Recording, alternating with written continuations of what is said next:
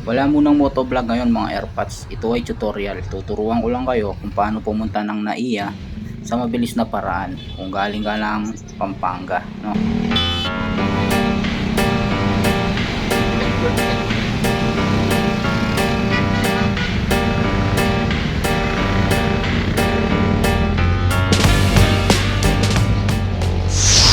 Clark na ako, papuntang ano pa lang, bus na papuntang NAIA Terminal 3. Hanapin ko dito yung terminal. Hindi mo makikita eh.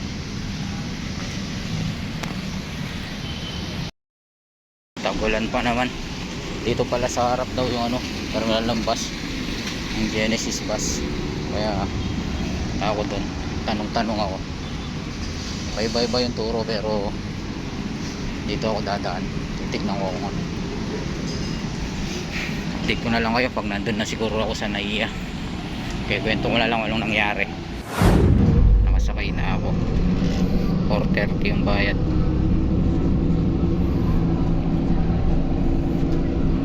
Una daw ano, bababa sa ano, sa Terminal 3.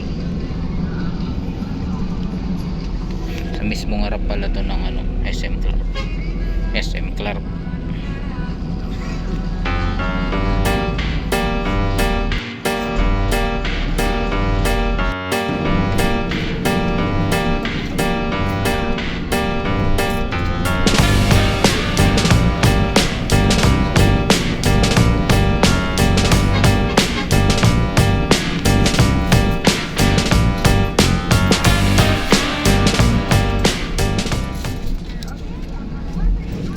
So ito yung technique, no, para makapunta ka ng Clark sa Genesis bus terminal na papunta ng NAIA. Bali, in any possible way, sakay ka ng jeep or tricycle papuntang SM Pampanga sa San Fernando, no. Tapos sa SM Pampanga, sakay ka ng Pangdawu, no. Tapos sabihin mo doon, ibaba ka sa SM Clark. So pagbaba mo ng SM Clark, punta ka dun sa harap mismo ng SM Clark. Doon mo makikita yung terminal ng mga Genesis bus papuntang NAIA Terminal 1, 2, 3. Ganun lang yung kasimple mga. May charger pa. May charger.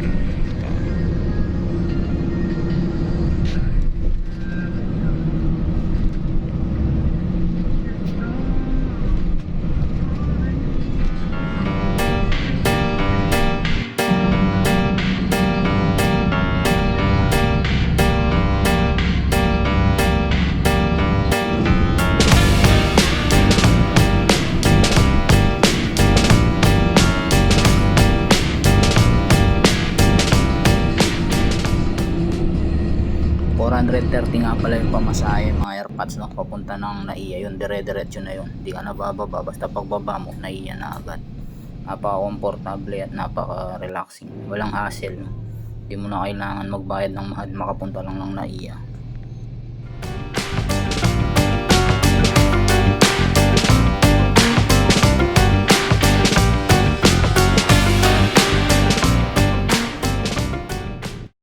Yung mga airpods, nandito na tayo sa NAIA, no? Ang dali lang pala. Bababa ka nun talaga sa Terminal 3, Terminal 2 at Terminal 1. Depende sa destinasyon mo. Nandito na ako, no? Pumunta ako sa third floor, fourth floor. Wala mong third floor to, fourth floor. Looking for Jollibee, no? Kasi gutom na ako ngayon. Kita ko na yung Jollibee. Kakain muna ako. Daming tao.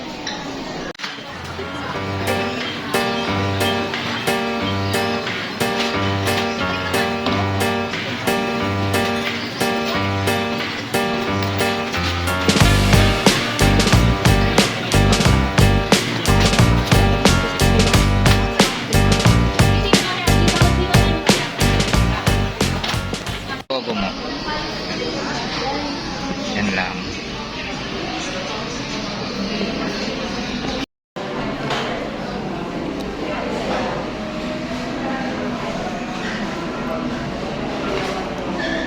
Bank of Commerce. Dito ko siya antayin. Yan nga pala yung suot ko, no? Naka short lang ako tsaka tsinelas. Medyas ako kasi nilalamig ako. Daming pauwi, oh.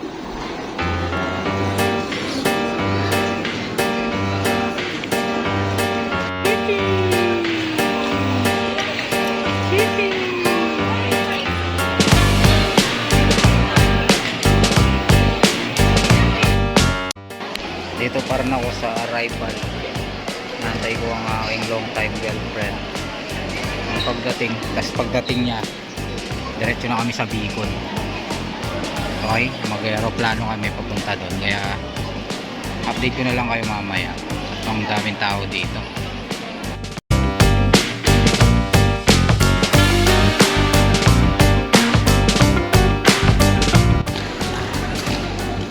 Dito pa rin ako.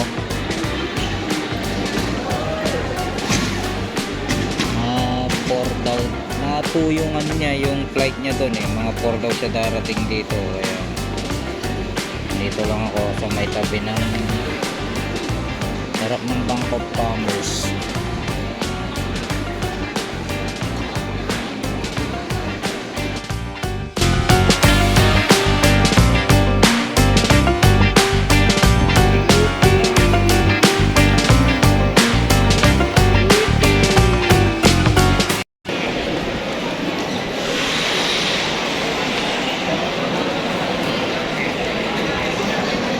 Dito pa rin arrival. Inatay ko yung aking fiancé, yung aking asawa.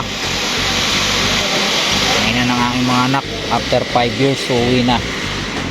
Buti na lang di nasira yung relasyon namin. At tibay lang, napakatibay, napakaloyal na babae ng naanak ko eh.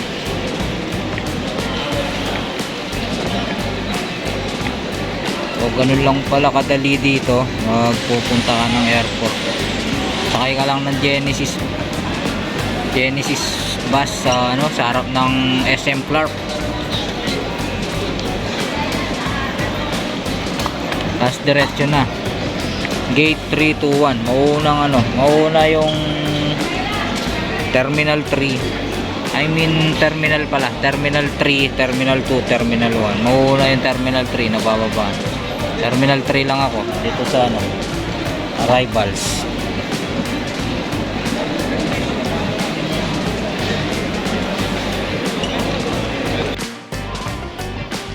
Yun ay 2:36 na ng madaling araw. Antay ako dito hanggang alas 4.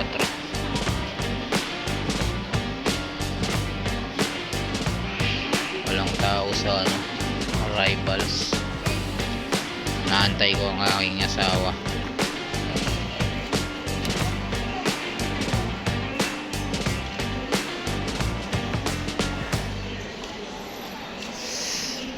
Toothbrush na ako siyempre.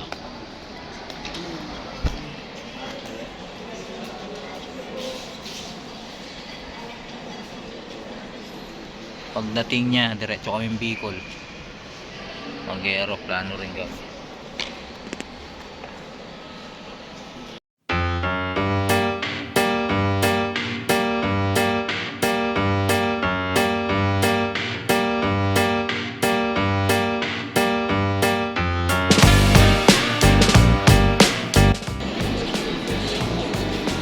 Alas 3 na nung madaling araw, no? Alas 4 siya darating dito, kaya brush muna ako.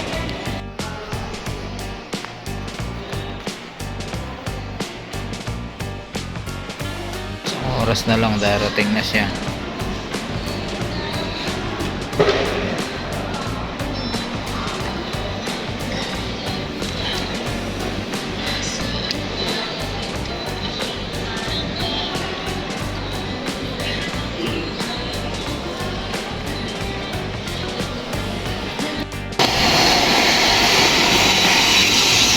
Na wala pa siya, 20 minutes na lang.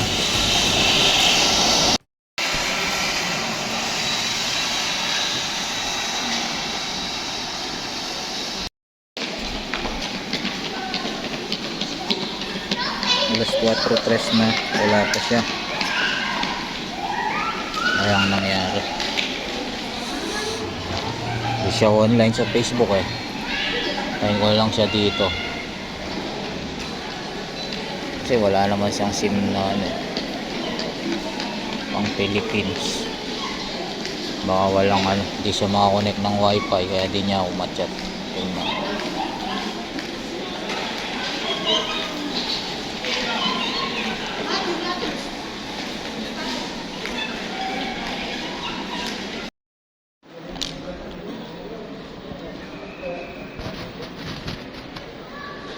Dito na siya.